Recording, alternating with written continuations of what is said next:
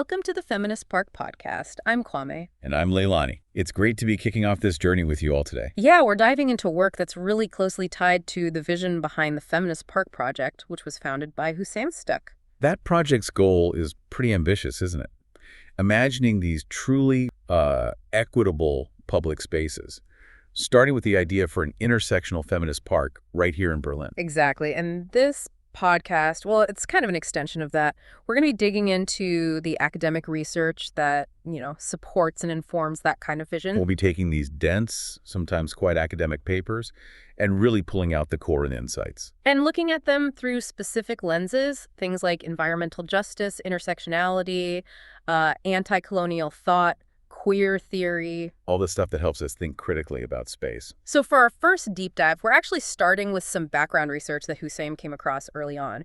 And it highlighted something, well, frankly, quite jarring. That the benefits we think we all get from urban green spaces, parks and squares and things like physical and mental well-being, they're often deeply gendered. Meaning women and also gender-diverse people, they just don't get the same access or experience those benefits in the same way men do. Right. Less equitable access, fewer benefits. It seems almost counterintuitive, doesn't it? A park is just a park, open to everyone. Today, we are pulling the thread on a concept that feels both really simple and, well, incredibly complex at the same time.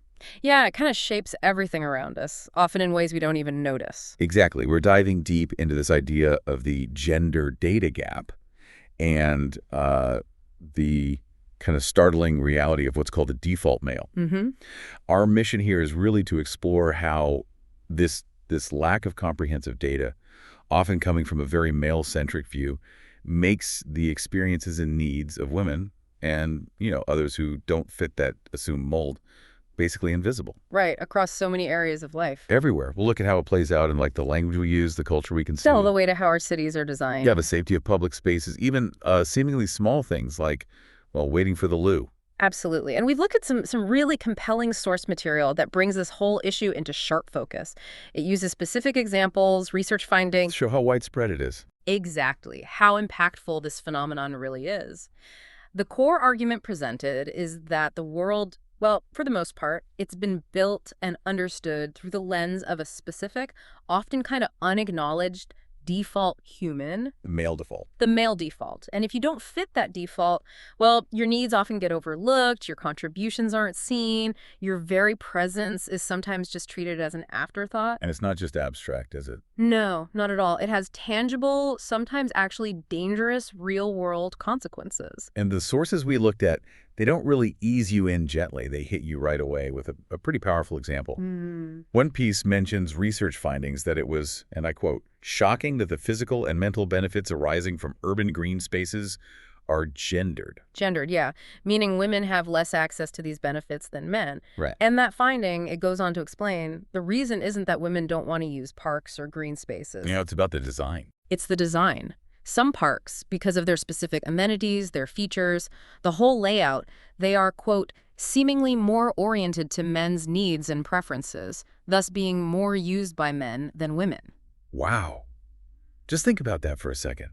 A park, a space meant for everyone, for public benefit, can be unintentionally designed so that it's less accessible, or maybe just less appealing, to basically half the population. It really makes you stop and look around differently, doesn't it? It really does. And that example, the gendered access to parks, it's a perfect, concrete starting point. It illustrates the broader issue. Exactly. It comes directly from this lack of data, right? Yeah. A lack of considering different perspectives in the design process, and ultimately a lack of visibility for anyone who isn't the assumed default. Yeah. So let's try and unpack this across a few different areas, starting with something really fundamental, how we use language. Okay, yeah. Language and culture. This is the first area our sources really highlight as being, well, fundamentally shaped by this default male perspective. And the source material spends quite a bit of time on the concept of the generic masculine. Ah, yes. This is something we run into constantly, often without even thinking about it. Like using mankind. Exactly. Using mankind for all people. Or even just informally saying, hey, guys, to a group of women and men. Or in languages with grammatical gender, it's even clearer, like Spanish was mentioned. Yeah, the example was a group of female teachers is las profesoras, but add just one male teacher. And the whole group becomes los profesores. The masculine form just takes over as the default for the whole group. And the sources, they provide really compelling evidence, backed by research on the cognitive impact, the social impact of this seemingly neutral choice. It's not neutral at all, is it? Apparently not. Studies show that using the generic masculine consistently makes people think of men. Like they're significantly more likely to recall famous men over famous women when they see information using those generic masculine terms. And it's not just recalling names, is it? The research cited shows it actually influences how we see professions. Yeah, people are more likely to guess that a profession is male-dominated, even if it's, roughly 50-50 or even stereotypically female. Like beautician. We'll get to that one, but yes. Yeah. They see it as more male if it's described using the generic masculine form. The implications then spread to real-world decisions, too. Absolutely. Studies show people are more likely to suggest male candidates for jobs, for leadership roles, political appointments. When the descriptions use these generic masculine forms, it just subtly but powerfully primes your mind towards thinking male. And here's where it gets really, really impactful, I think. This bias affects women themselves. Yes. Research cited shows women are actually less likely to even apply for jobs advertised using the generic masculine. They read it and something just clicks, maybe unconsciously. Like, this isn't for me. Exactly. And what's even more striking, some studies suggest that even if women do apply for those jobs, they might not do as well in the interview. Potentially, yes. They might perform less well. Not about their capability, right? But the subtle psychological effect of being in a situation that's already kind of signaled a male default. Some studies from the early 2000s and 2010s showed this exclusionary effect pretty clearly. It's fascinating and, yeah, bit disturbing how deep this bias runs. The sources mention that beautician example again. Yeah. Research from 2008. Right. Gygax and colleagues. They found the generic masculine is so strongly linked with male that it can even override existing gender stereotypes. So beautician, usually seen as female. But present it using generic masculine language, and people's perception actually shifts towards picturing a male beautician. Wow. That study really highlights how powerful this linguistic default is. It's not just a neutral placeholder. It actively conjures up a male image, even against our usual assumptions. And incredibly, this language bias might even be messing with scientific data itself. Yeah, the source talks about a 2015 paper looking at self-report questionnaires, like in psychology studies. They found that when these questionnaires used generic masculine language, it actually affected how women responded. How so? Well, the authors concluded it could distort the meaning of the test scores from women. It might, quote, portray unreal differences between women and men. Unreal differences. Right. Differences that might not even exist if they'd used gender-neutral language. Exactly. So this linguistic default could be accidentally creating like a meta-gender data gap right inside the research itself, skewing the findings just because of how the questions were phrased. So it becomes this loop, doesn't it? The language reflects a male default, which then biases the data we collect, or how we read it. Right. And that biased data then reinforces the idea that the male view is the standard, the universal one. Precisely. Think back to that Spanish example. One male teacher flips the whole group's label. The language structure itself just centers the masculine as the default. The source also mentioned job ads, like an Austrian study. Oh, yeah, that was stark. Thousands of leadership job ads reviewed. A 27-to-1 ratio of masculine forms versus explicitly gender-fair forms in titles and descriptions. 27-to-1. And this wasn't just happening by accident. People knew it was an issue. The European Parliament even recommended adding to job titles back in 2008. Yeah, in gender-inflected languages. The intention was good, trying to signal inclusivity. But, and this is a crucial point the sources make, this policy was put in place without checking if it would actually work. Right. No data beforehand. And when researchers did test the impact, they found adding made, quote, no difference to the exclusionary effect. It didn't counteract the power of the generic masculine term itself. Which really drives home the source's point. You need to collect data on the real-world impact before you make policy. Good intentions just aren't enough. So true. And even though English doesn't have grammatical gender like that, the source points out informal stuff like dude or guys, often used as neutral, but still carries that male feel for many. And look at the pushback against changing terms like fireman to firefighter. Yeah, the source mentions Dani Cotton, the first female head of London's fire brigade in 2017. She got hate mail just for suggesting updating the term to reflect reality that women are firefighters too. It just shows this deep reluctance sometimes to move away from that male linguistic default. Definitely. Okay, so moving beyond just the words themselves, the source argues this male default thinking really permeates culture more broadly. Yeah, the fundamental issue presented is that the male experience gets treated implicitly as universal, like the human experience. While the female experience, even though women are half the planet, gets relegated to being niche. Niche, specific, a variation on the norm. Exactly. The examples given for this are really, well, illuminating and sometimes shocking. Like the Georgetown University course. Right. The New York Times article from '91 about a course called White Male Writers. Think about it. Courses on female writers or African-American writers, nobody bats an eye. They're seen as specific subjects. But explicitly naming the dominant group, white male writers, makes headlines because it forces you to admit that white and male are also specific identities, not just the invisible standard. Or look at sports history, how it's often framed. Oh, the Andy Murray example. Celebrated for ending Britain's 77-year wait for a Wimbledon singles champion in 2013. Completely erasing Virginia Wade's win in 1977. And then he was called the first person to win 2 Olympic tennis singles golds. Ignoring Venus and Serena Williams, who'd already won 4 each. Yeah. And U.S. soccer history often focused on the men's team, even though the women's team has won 4 World Cups. Way more successful. It's not just bad reporting, is it? It's a cultural default that just centers male achievement as the achievement. And this bias seeps into fiction, pop culture, too. Yeah, the source brings up Metroid. Back in the 80s, Samus Aran being revealed as a woman at the end was a huge shock. Why? Because the default assumption for a tough, lone sci-fi hero was male. Male. And more recently, think about the backlash from some male gamers about playing as a female assassin in Assassin's Creed. Some actually said it would alienate them. Hang on. As the journalist Sarah Dedham pointed out, people are happy playing as, like, a blue hedgehog. Yeah. Or a space marine.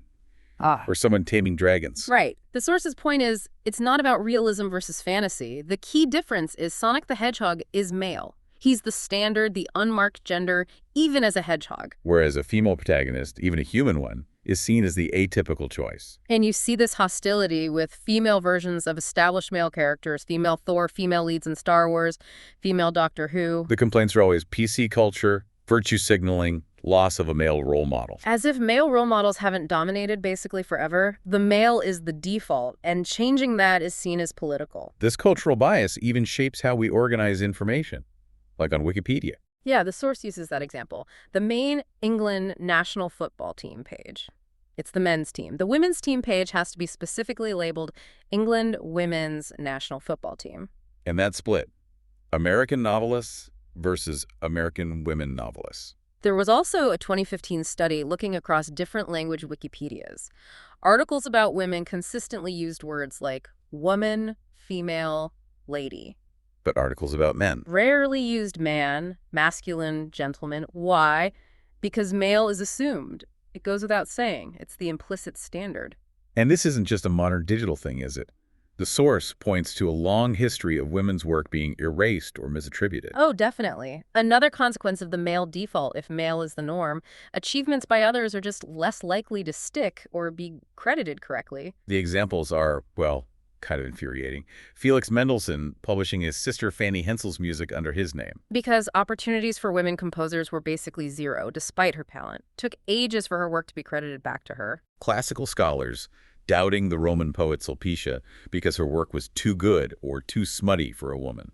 Judith Leister, the Dutch artist, erased after her death, her paintings attributed to her husband or Frans Hals.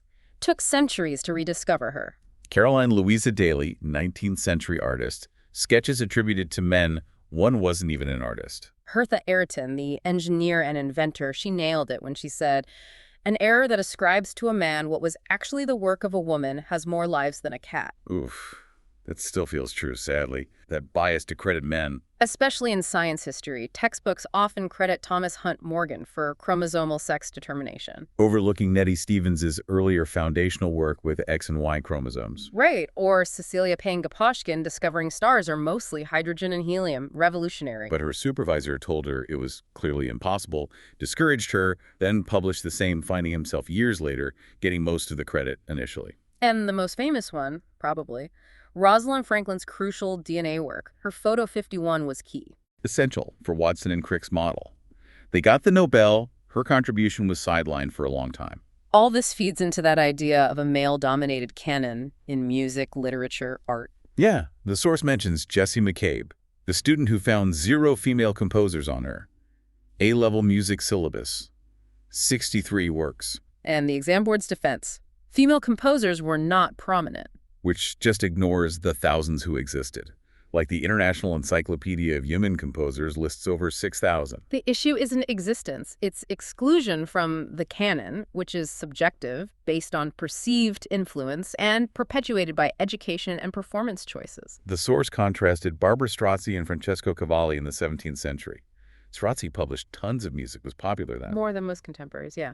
But Cavalli is the one in the canon, on the syllabi. Why? Because he held powerful institutional positions. Head of music at St. Mark's in Venice. Positions closed to women. Exactly. Those positions gave him resources, infrastructure, ways to preserve his legacy libraries, archivists, guaranteed performances long after his death. Strozzi didn't have that institutional backing because she was a woman. No chance. So insisting on a male-biased canon based on historical prominence just reinforces the historical injustice that denied women the means to achieve that prominence in the first place. It's a cycle. The data gap, missing work, lack of recognition reinforces the male default in our cultural stories. Yeah. Wow. Okay, that whole discussion on language and culture is really eye-opening. But it's not just abstract ideas or history, is it?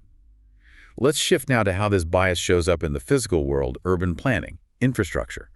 This is where the data gap literally hits the pavement. And the perfect example to start with, circling back to the intro, is that Karlskoga, Sweden snow clearing story. So simple, but reveals so much bias. Right, the standard policy was clear the major roads first, where the cars are, then get to the sidewalks, bike paths, smaller streets later. Seems logical on the surface, right? Keep traffic moving. But as the source explains really clearly, this policy hits men and women very differently because of how they tend to travel.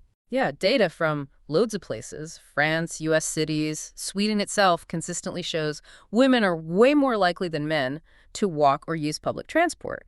While men are much more likely to drive, even if there's a car in the household, men often have priority use. So clearing major roads first, that primarily benefits car travel, which is disproportionately male travel. And it's not just how they travel, but why and how the trips are structured. Exactly. The typical male pattern is often seen as that simple commute, home to work, work to home. But women's travel, yeah, but much more complex.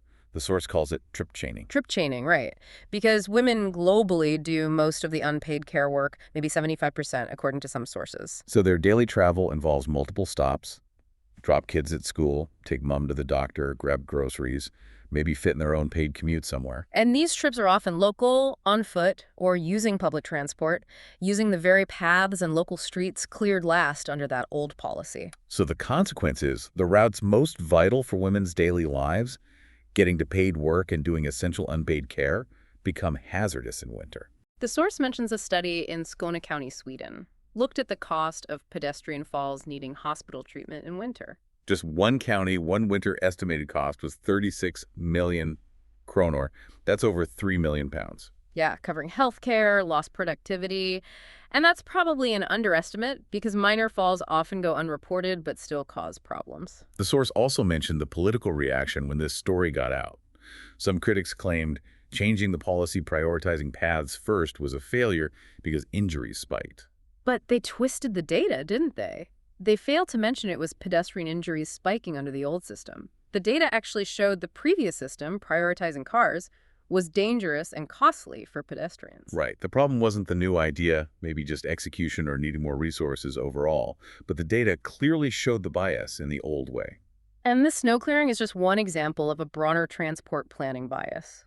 Yeah, the source mentions the UN Commission on the Status of Women, talking about a male bias in transport design, failing to address gender in how systems are set up. An EU report said male travel patterns are treated as the standard. Which leads to this fundamental issue. Care trips get devalued in planning.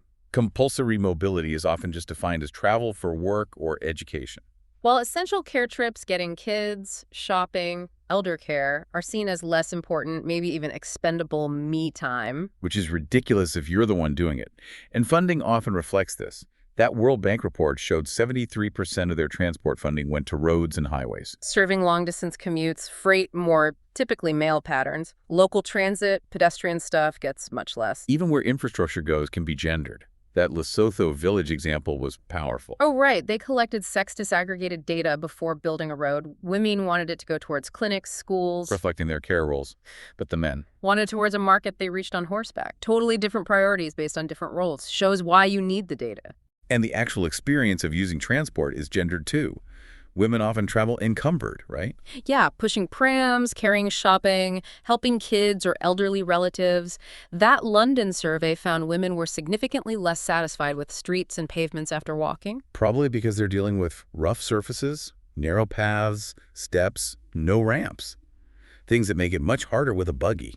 One estimate said it could take 4 times longer. These aren't just small inconveniences, they're real barriers. And the whole structure of transport systems can be biased. Like radial systems, spokes from the suburbs to the city center. Great for the classic commuter, often male, but terrible for trip chaining, going between suburbs, accessing local services. The source put it bluntly.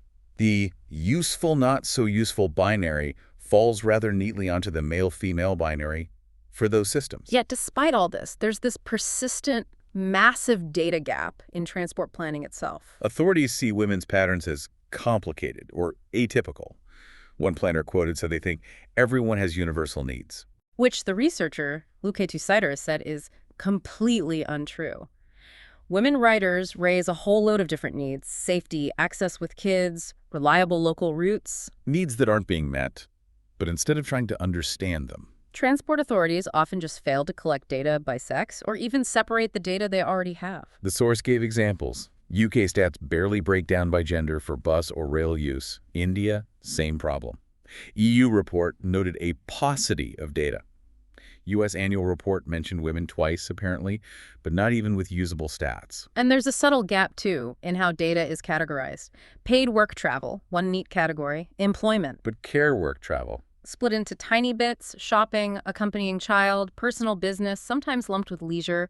It makes the overall importance of care travel, mostly done by women, seem smaller. Like failing to sex disaggregate by proxy. Exactly. Sanchez de Madariaga's Madrid study did disaggregate properly. Found care travel was the single main purpose for women, just like employment was for men. Her argument makes sense.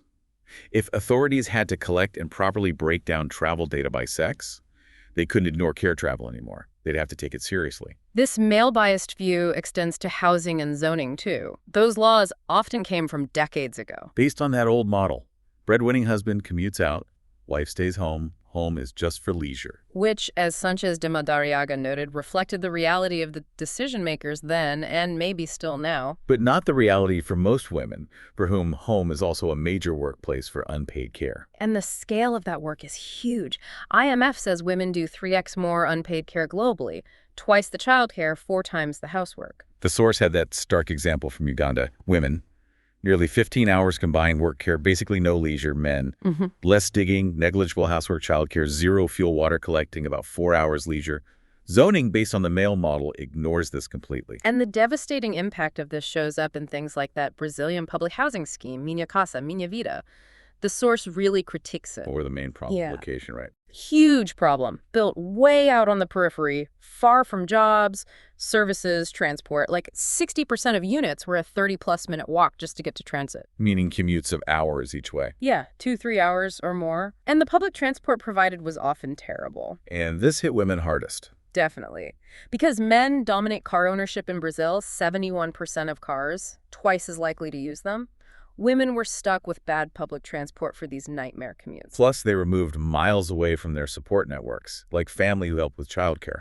And the new complexes had hardly any childcare facilities provided. Impossible situation. There was also a loss of community and safety. Yeah, favelas, for all their problems, often had dense social networks, intergenerational living, people looking out for each other. These new complexes were designed for privacy, separation, big empty car parks, dodgy playgrounds. Leading to isolation, fear of crime, kids stuck indoors. Exactly, which just increased the childcare burden on women at home. And the result, women lost their formal jobs. The commute was just impossible. The source mentions Christine Santos, 3 buses each way. Another woman had a near-fatal accident from exhaustion. And the final insult.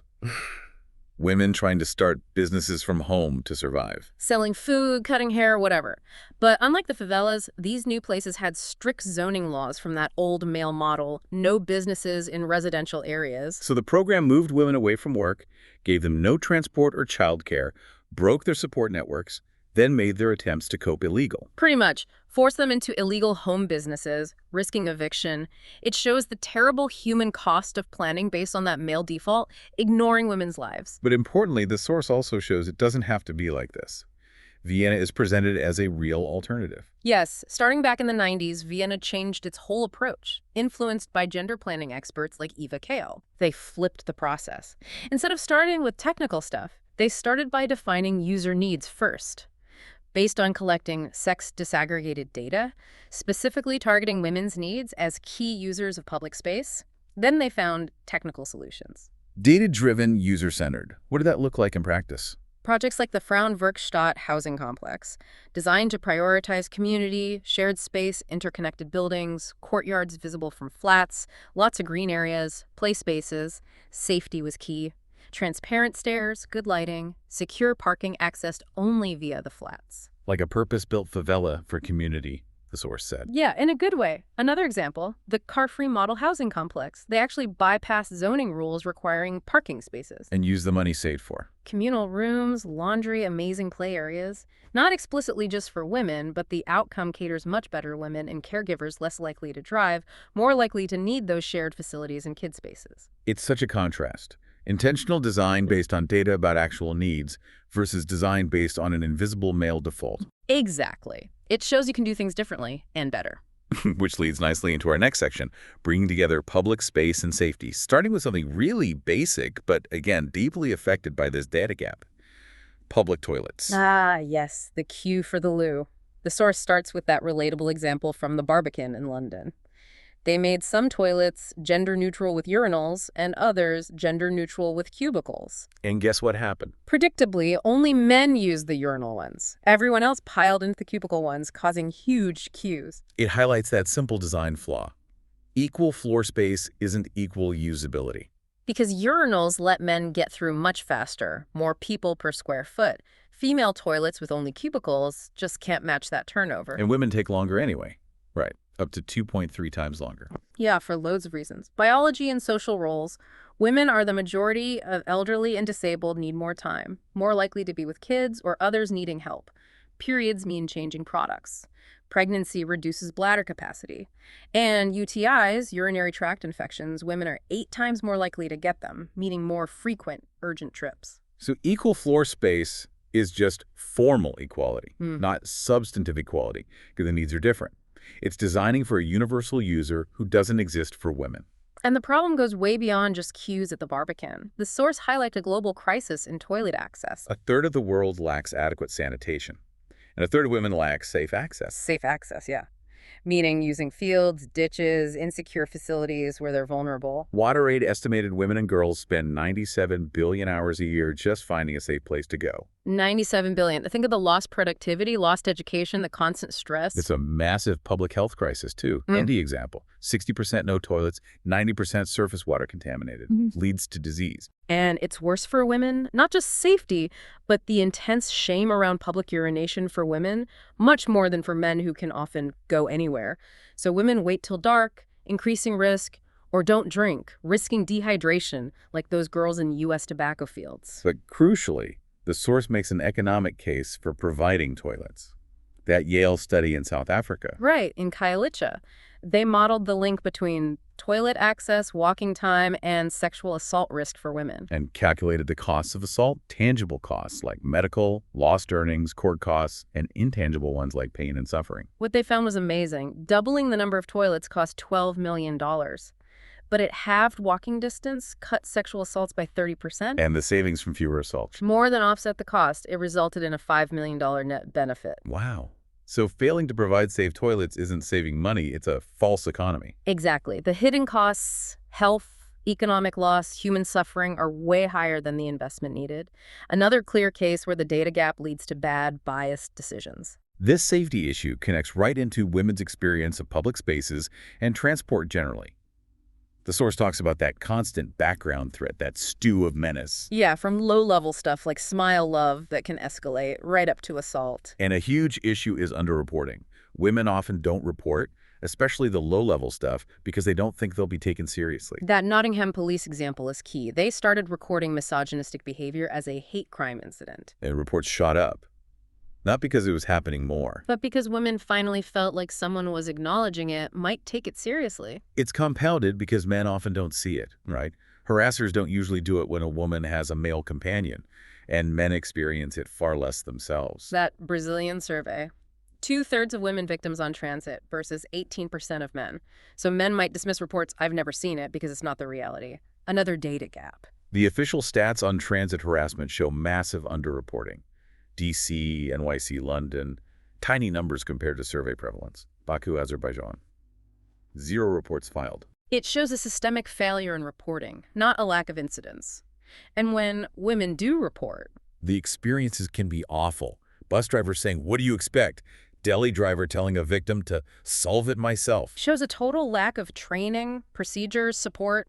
Compare that to the clear signs about reporting suspicious packages. Safety planning exists, but often focuses on different threats, implicitly male priorities. And transport authorities themselves resist gender-sensitive safety planning. Lukaitu Sideris' survey found officials dismissing concerns as non-gender specific, or claiming lack of data they weren't collecting. Only a third felt they should even act. Only 3 had done anything. Lack of incentive, lack of obligation to collect the data. Okay, let's loop back to green spaces where we started. Vienna again provides a great example of designing safer, more inclusive spaces using data. Yeah, that mid-90s research showing girls' use of parks plummeted after age 10. And instead of shrugging, they investigated why. Found it was the design. Big open spaces, encouraging competitive, boy-dominated activities. Girls felt less confident competing for space, so they just left. So Vienna changed the spaces, not the girls. Exactly. Subdividing parks into smaller areas reversed the drop-off. For sports areas, changing single entrances where boys hung out to multiple, wider ones.